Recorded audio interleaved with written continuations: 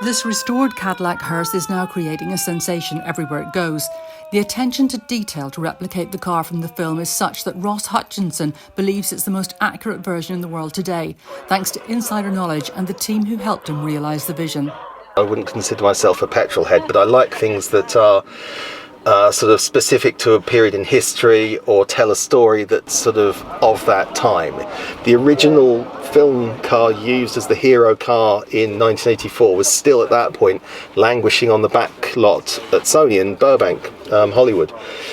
So there was access that we were granted to that, and people were able to get in, and we had people go over that car, in about 2000, 2001, with tape measures, vernier gauges, photographing every single facet, item on the dashboard, pieces throughout, getting the angles of every screw head that we could, and documenting how that car was as best as we could, because it had never been touched since its last appearance in Ghostbusters 2. These vehicles, they're not a 5-minute project.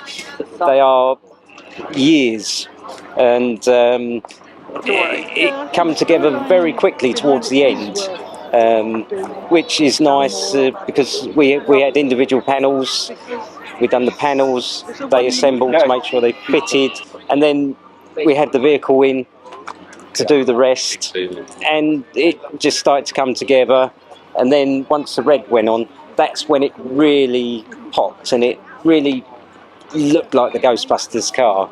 And to see it with everything on it now, it's amazing, really. It really is.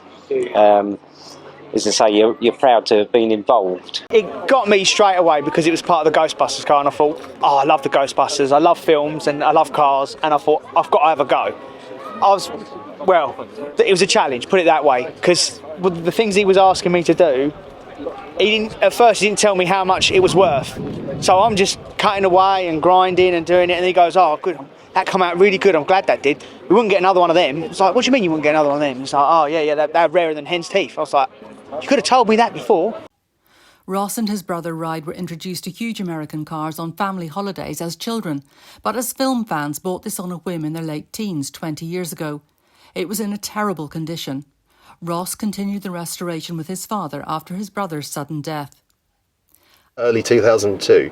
My brother, as I say, was a student in London, and he was killed in a car crash.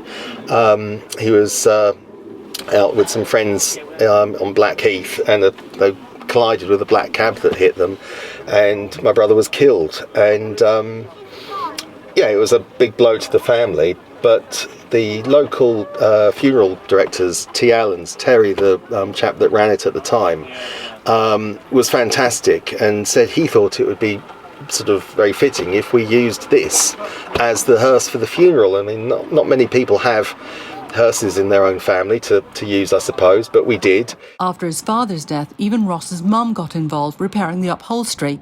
Now it's an especially emotional experience for her to see it on the road. Well, I cried because I saw my son driving it, and this was used as the funeral car for my other son, and I would have loved him to have been here to see it. He would have loved this. So yeah, very, very emotional, but I'm so proud of Ross to have got it to this standard. It's fantastic. From the reaction of fans, the Hutchinson's family's work was worth every minute of their time. It's absolutely stunning. I can't comprehend how much he's built this from the ground up to look exactly the same as it should be in the film. So it's brilliant. It's cool. It's really cool. Yeah. What do you think of it when you see it? Oh, it's incredible. Yeah, I'm a big fan of the original, so it's just great to see in real life. It's difficult to put a value on the car now. Only 60 of them were built, and as such it could be worth hundreds of thousands of pounds, which is why Ross is now appealing for someone to help him with a secure place to store it in between star appearances. Fleming for Rainham News.